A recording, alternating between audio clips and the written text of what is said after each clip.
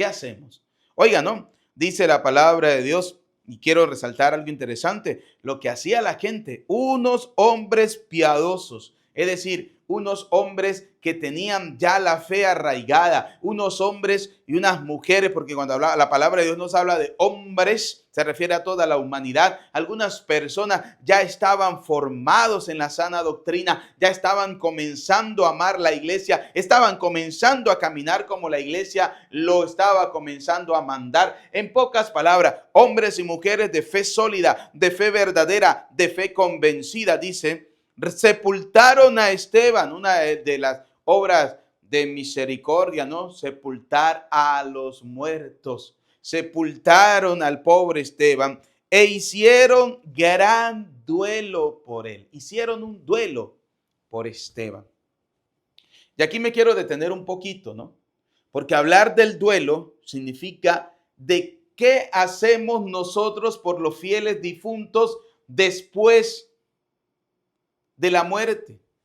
¿Qué hacemos nosotros? Perdón, ¿qué hacemos nosotros? Hablar del duelo es preguntarnos, ¿qué hacemos nosotros después de la muerte con estos seres queridos que ya se han ido, con aquellos que ya se nos han adelantado en el reino de los cielos? ¿Qué nos corresponde nosotros hacer? ¿Cómo podemos llevar ese duelo? Oiga, la iglesia nos hace la invitación de llevar ese duelo a través de la oración, de orar por ese fiel difunto para que Dios Todopoderoso tenga misericordia de él, perdone sus pecados y les conceda la vida eterna. Y lo vamos a fundamentar con la misma Sagrada Escritura. ¿Por qué? Porque dice la palabra de Dios, dice, esos hombres piadosos sepultaron a Esteban y luego que lo sepultaron hicieron gran duelo por él. Oiga, después que usted entierra a sus fieles difuntos, después que usted entierra a esos seres queridos que se han adelantado en el reino de los cielos, viene una segunda cosa que tiene que hacer, un duelo.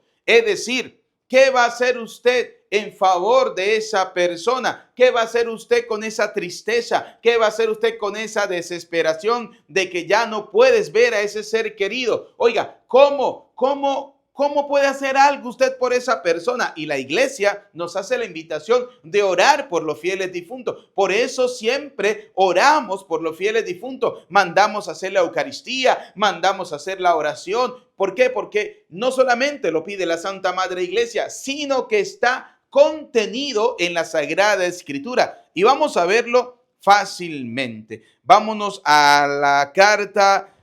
vámonos al libro de Macabeos, segundo libro de Macabeos. Oiga lo que dice la palabra del Señor en relación a los fieles difuntos. Segunda de Macabeos, capítulo 12, versículo 38 en adelante.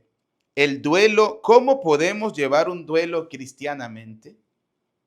¿Cómo podemos llevar un duelo por la muerte de un ser querido de una manera adecuada, de una manera cristiana? ¿Cómo podemos hacerlo? Oiga lo que dice la palabra del Señor.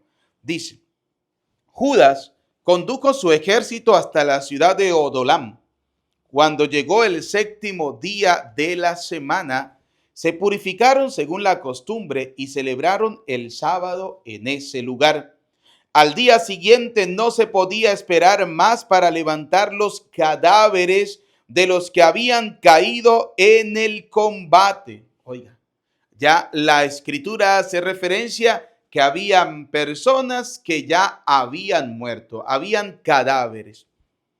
Y los hombres de Judas fueron a sepultarlos con sus parientes en las tumbas de sus padres.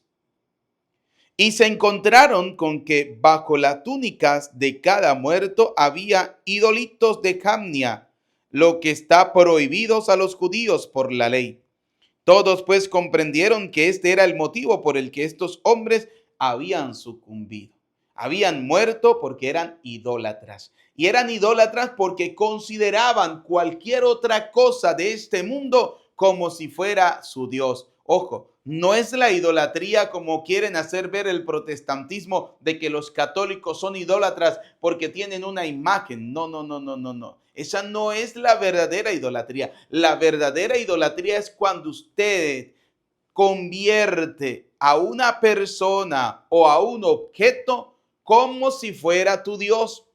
Tú lo consideras un Dios para ti. Por ejemplo, hoy en día hay idolatría hacia las personas humanas. Por ejemplo, hay gente que idolatran a un jugador de fútbol, por decir algo, lo idolatran, o a un cantante, lo idolatran, lo consideran un Dios. Y hay países donde al presidente lo consideran un Dios, como en Venezuela, ¿no? Que consideraron a aquel que se murió, el innombrable, lo consideran todavía el que vive eternamente, como si fuera un Dios. Esa es la verdadera idolatría. Y esa fue la idolatría por la cual esta gente habían sucumbido, dice la palabra de Dios. Entonces bendijeron el comportamiento del Señor justo juez, que saca a la luz las cosas ocultas. Y le pidieron que el pecado cometido fuera completamente borrado. Oiga, Dios saca a la luz las cosas ocultas. Vamos a poner un ejemplo. Usted no ve que hay gente que es muy católica, pero también son muy brujeros. Es decir, se la pasan metido en brujería. Y voy a hablar del católico, no voy a hablar del más nadie, voy a hablar del católico. ¿Sí? No importa las pedradas que lancen, pero es la verdad. Hay gente que es muy católica, pero también son muy brujeros. Se la pasan metidos en brujerías. Oiga, esa gente no tienen a Dios por su Dios. Su Dios es la brujería. Su Dios es el demonio. Solo que muchos utilizan la iglesia para aparentar. Pasa en la iglesia católica como pasa en todas las sectas del protestantismo, pero peor para el protestantismo. Pero bueno, sigamos escudriñando la palabra de Dios. La pregunta es, ¿usted es uno de esos que debajo de esa apariencia de piadoso y de religioso es un idólatra? Uno que ama las cosas del demonio, ama la brujería, ama la santería, la palería y como usted lo quiera llamar.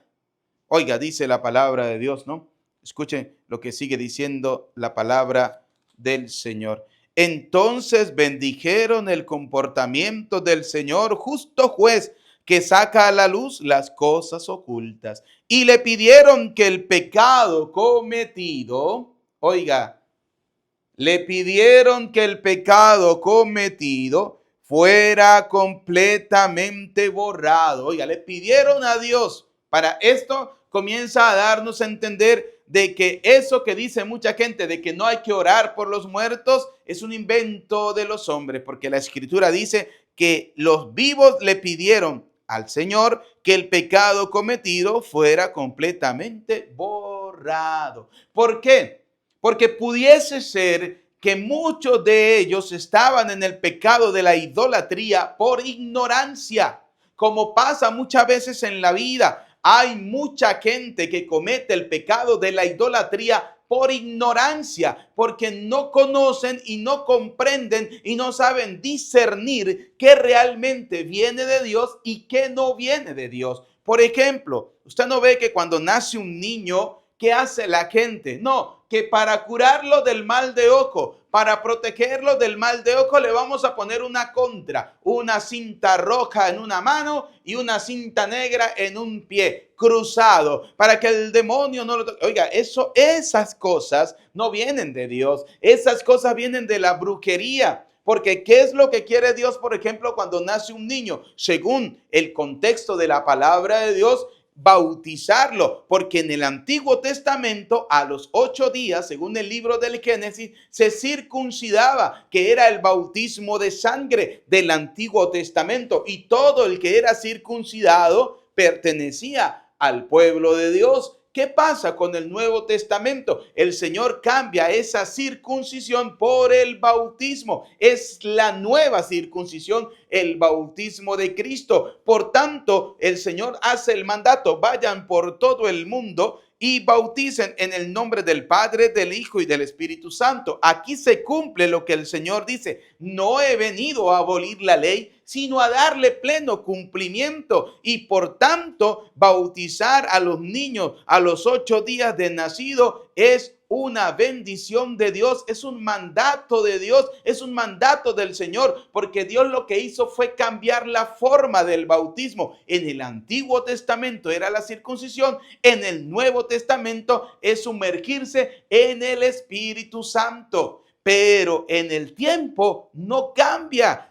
A los 8 días, oiga, ustedes que muchas veces tienen hijos, que lo primero que hacen es cruzarlo, eso es como si usted lo estuviera consagrando al demonio. ¿Por qué no se lo consagran al Señor? Pero no, hay gente que dice, no, yo voy a esperar que el niño cumpla 1 año, cumpla 2, o que venga la madrina que está por allá en la China, que venga para poder bautizar al niño. No, hay que hacer las cosas como Dios manda. Por eso el pueblo le pidió al Señor que el pecado cometido fuera completamente borrado, porque posiblemente muchos de los que habían muerto eran idólatras, pero habían caído en una idolatría por ignorancia, porque no conocen. Pero usted ya conoce, usted ha escuchado, a usted se le ha hablado, a usted se le ha predicado, a usted se le ha mostrado bíblicamente, se le ha enseñado la sana doctrina. Que usted siga haciendo las cosas que el diablo le pide, ya ese es su problema. Y si usted se condena es porque a usted le da la gana de condenarse. Y oiga lo que dice la palabra de Dios. El heroico Judas animó a la asamblea a que se abstuvieran de cualquier pecado, pues acababan de ver con sus propios ojos lo que había ocurrido a sus compañeros, caídos a causa de sus pecados. Luego efectuó una colecta, oiga, que le permitió mandar a Jerusalén unas 2,000 monedas de plata para que se ofreciera allí un sacrificio por el pecado de los que habían muerto.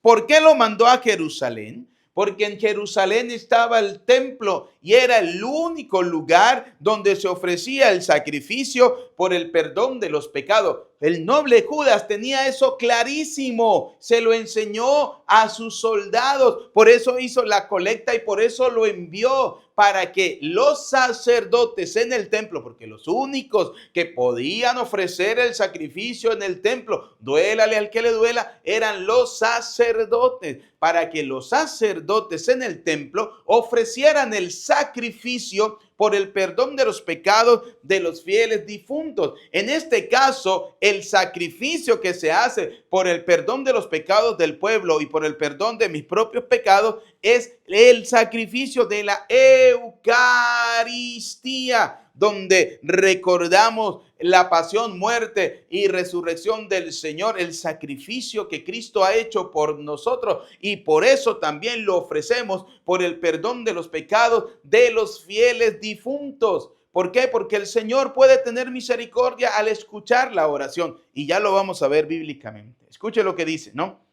Luego efectuó una colecta que permitió mandar a Jerusalén unas 2,000 monedas de plata para que se ofreciese allí un sacrificio por el pecado. Era un gesto bello y muy noble.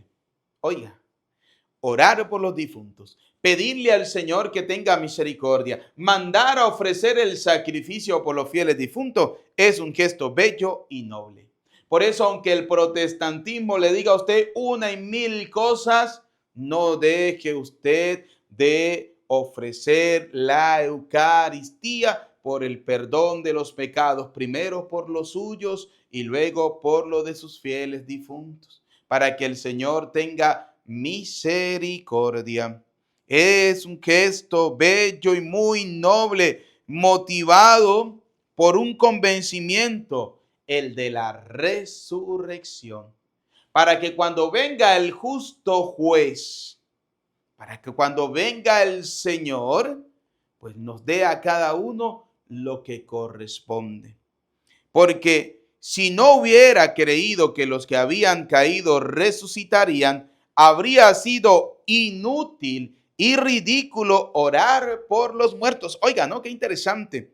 Si no hubiera creído que los que habían caído resucitarían, habría sido inútil y ridículo orar por los muertos. Por eso el duelo, según lo que dice la palabra de Dios, unos hombres piadosos, en el libro de los Hechos de los Apóstoles, capítulo 8, versículos del 1 en adelante, dice, unos hombres piadosos sepultaron a Esteban, e hicieron gran duelo por él. Y qué interesante sería que usted el duelo por ese ser querido lo haga en la oración, lo haga a través de la oración, que usted le diga al Señor, Señor, te voy a ofrecer esta oración para que si esta persona que ha muerto ha cometido algún pecado, no pudo confesarlo y murió, tú le perdones sus pecados. Por eso el novenario, llamamos el novenario 9 días de duelo, 9 días de oración. El problema es que hoy en día hay mucha gente que no está en la sana doctrina, que han tomado los novenarios para hacer cualquier otra cosa menos orar por los fieles difuntos. Mire, hace unos meses atrás me invitaron a un novenario, a un 9 días de una persona que había muerto. Y llego yo como sacerdote, ¿no?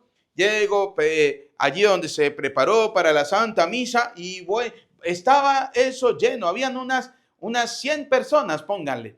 Pero en la misa, propiamente allí en la misa, solamente habían como 20. El resto, los otros 80, estaban hablando, estaban por ahí echando broma, estaban molestando. Y yo comencé la misa y le dije al Señor, dame la gracia, Señor, y dame las palabras sabias que necesito, porque voy a traer todas estas ovejas descarriadas. Y me fui y les he echado esa jarta y les he dicho, ¿ustedes vinieron a qué?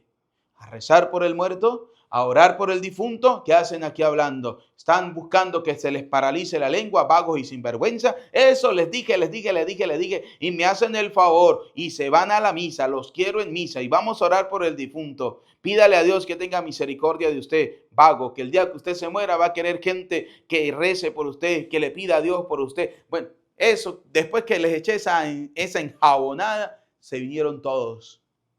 Eso no se escuchaba una bulla. Ese silencio hermoso. Vivimos la Eucaristía bella, bonita, en silencio.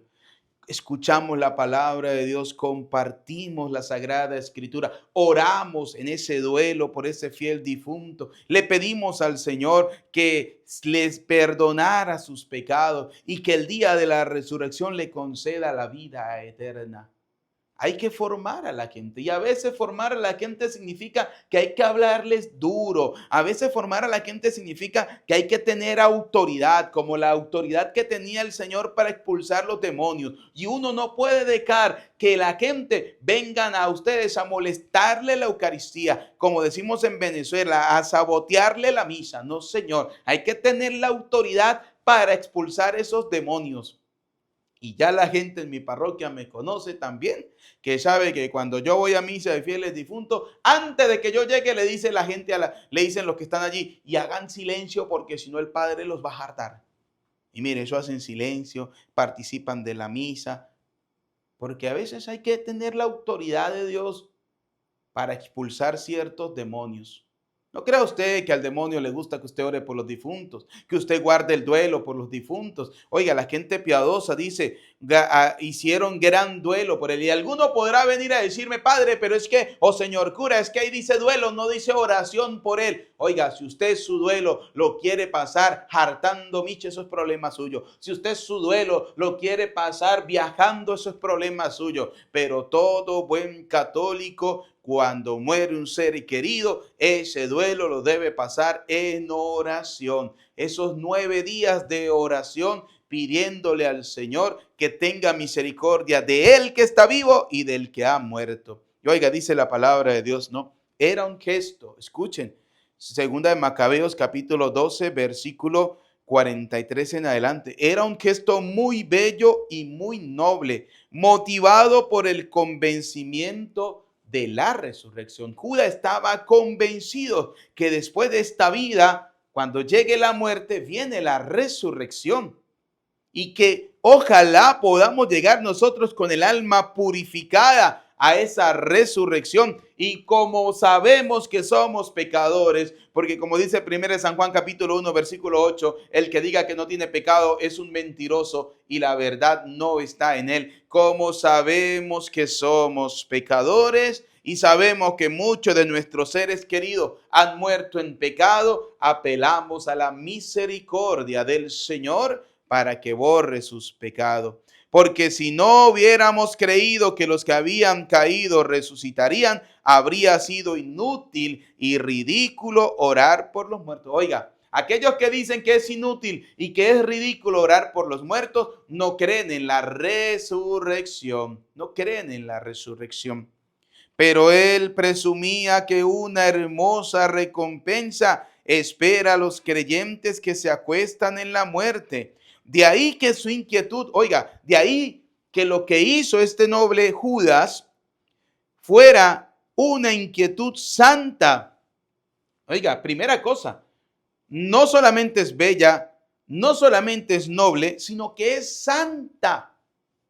Dice, una inquietud santa y de acuerdo con la fe, o sea, va unida a la fe el duelo, queridos hijos, el duelo por los fieles difuntos, unámoslo a la fe. Sí, hay tristeza, hay dolor porque se ha ido, porque ha partido, porque ya no está con nosotros, pero convirtamos ese duelo en oración por esa persona. Oremos por esa persona, pidámosle a Dios por esa persona que perdone sus pecados y que el Señor le conceda la vida eterna. Si usted quiere colocar ese duelo en oración, hágalo. Es lo mejor. Hacer la oración por los fieles difuntos, porque como dice la palabra de Dios, es una inquietud santa y de acuerdo con la fe. Mandó pues ofrecer ese sacrificio. Oiga, lo mandó a hacer. ¿Dónde lo mandó a hacer Judas? Ese sacrificio al templo. Por eso la importancia de mandar a hacer la Santa Misa por los fieles difuntos, de orar por los fieles difuntos. Por eso, y aquí, por eso hacemos oración y oramos siempre para que Dios tenga misericordia de nuestros fieles difuntos. Y oiga lo que dice la palabra de Dios, ¿no? Mandó pues ofrecer ese sacrificio de expiación por los muertos para que quedaran libres de su pecado. Para que quedaran libres de sus pecados. Oigan la importancia, ¿no? ¿Se puede conseguir perdón de pecados después de esta vida? Claro que sí. El único pecado que no tiene perdón ni en esta vida ni en la otra es la blasfemia contra el Espíritu Santo. ¿Y cuál es la blasfemia contra el Espíritu Santo? Dudar que el Espíritu Santo tenga la potestad, que el Espíritu Santo pueda a través de un nombre como el sacerdote perdonar los pecados. Esa es la blasfemia contra el Espíritu Santo. Es lo único que no tiene perdón. Pero el resto, todo tiene perdón en esta o en la otra vida. Porque para Dios, como dice Lucas capítulo 1, versículo 37, nada, absolutamente nada es imposible. Por eso, oiga lo que dice la palabra de Dios. Dice, unos hombres piadosos, según la primera lectura del libro de los Hechos de los Apóstoles, capítulo 8, versículo 1, unos hombres piadosos sepultaron a Esteban e hicieron gran duelo por él. Hicieron duelo por él. Entre tanto, Saulo hacía estragos en la iglesia, entraba a las casas para llevarse a hombres y mujeres y meterlos en la cárcel. Los que se habían dispersado al pasar de un lugar a otro iban difundiendo el evangelio. Oiga, ¿cuál es la tarea nuestra, queridos hijos? Difundir el evangelio, anunciar el evangelio, no tener miedo de anunciar la palabra de Dios. Aquí viene una pregunta: ¿qué te impide a ti evangelizar en estos tiempos? ¿A qué le tienes miedo?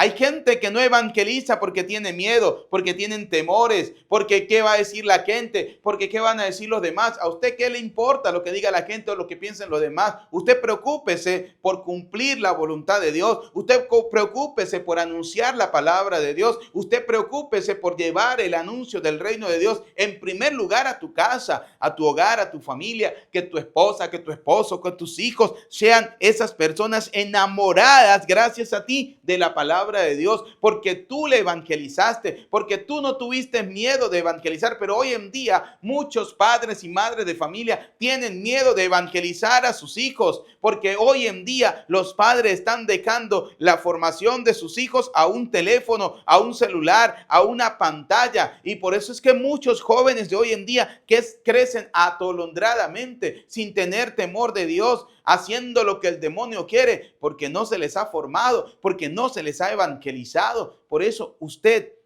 ¿qué te impide evangelizar? ¿Qué te impide llevar realmente la palabra de Dios? ¿Qué te impide? ¿El ser rechazado?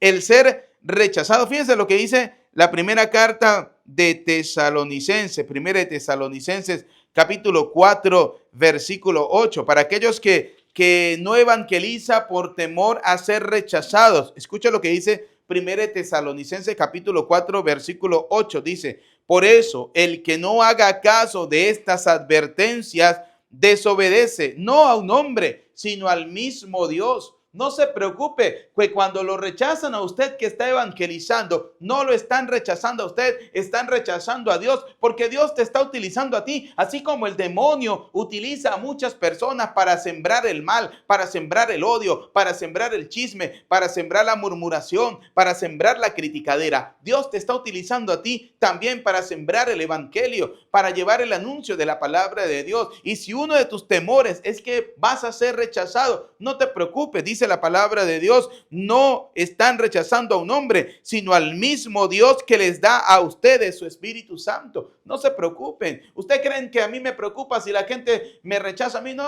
a mí eso es lo que menos me preocupa, porque yo tengo claro que estamos anunciando la palabra de ¿quién? La palabra de Dios. Así que no tenga miedo de llevar la palabra del Señor. No tenga miedo de anunciar la palabra de nuestro Señor Jesucristo. Oiga lo que dice San Lucas, ¿no? San Lucas capítulo 6, versículo 22. Lucas 6, 22 dice, felices ustedes si los hombres los odian, los expulsan, los insultan y los consideran unos delincuentes a causa del Hijo del Hombre.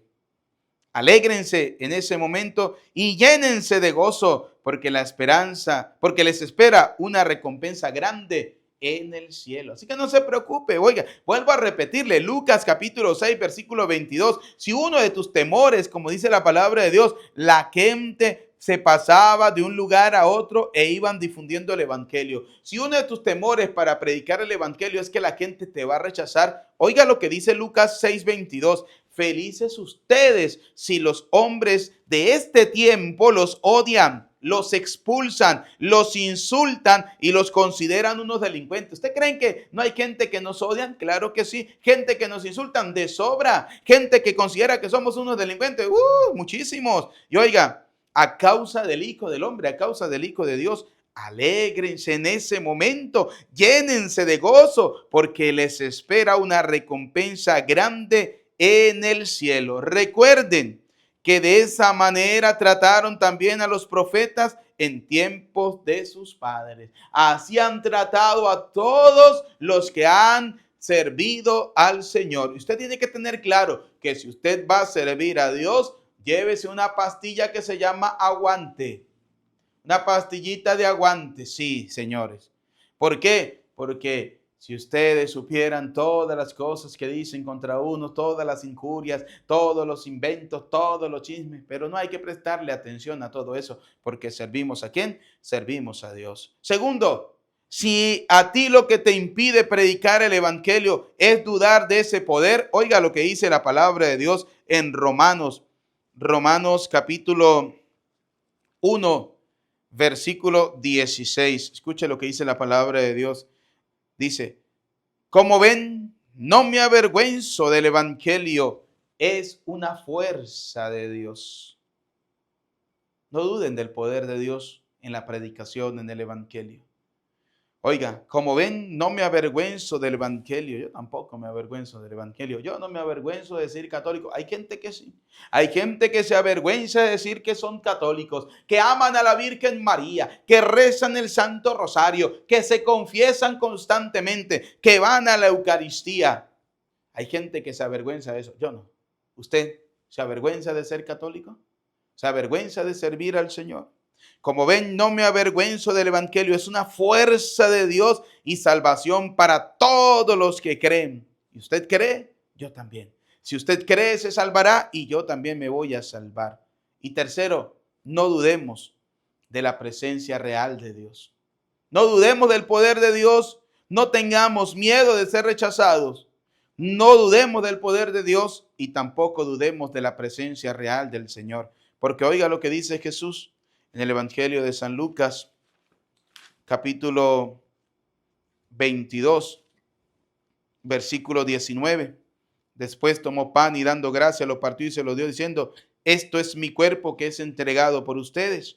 Y lo complementamos con San Juan, capítulo 6, versículo 51, ese pan que es el cuerpo de Cristo, el Señor nos dice, ese pan vivo que ha bajado del cielo soy yo soy el pan vivo que ha bajado del cielo, y el que coma de este pan vivirá para siempre. No dudemos de la presencia real del Señor en cada Eucaristía, no dudemos de la presencia real del Señor en cada acontecimiento. Dios siempre está con nosotros. Por eso, queridos hijos, no tengamos miedo de anunciar la palabra de Dios. Los que se habían dispersado al pasar de un lugar a otro iban difundiendo el evangelio. Hoy la llamada de Dios es para ti, para que anuncies el evangelio, para que proclames el evangelio, para que seas un servidor de Cristo, dando a conocer el evangelio. Por eso te hago la pregunta, ¿qué te impide a ti hoy evangelizar? Si hay mil maneras y mil formas de hacerlo, ojalá que podamos siempre evangelizar con la sana doctrina.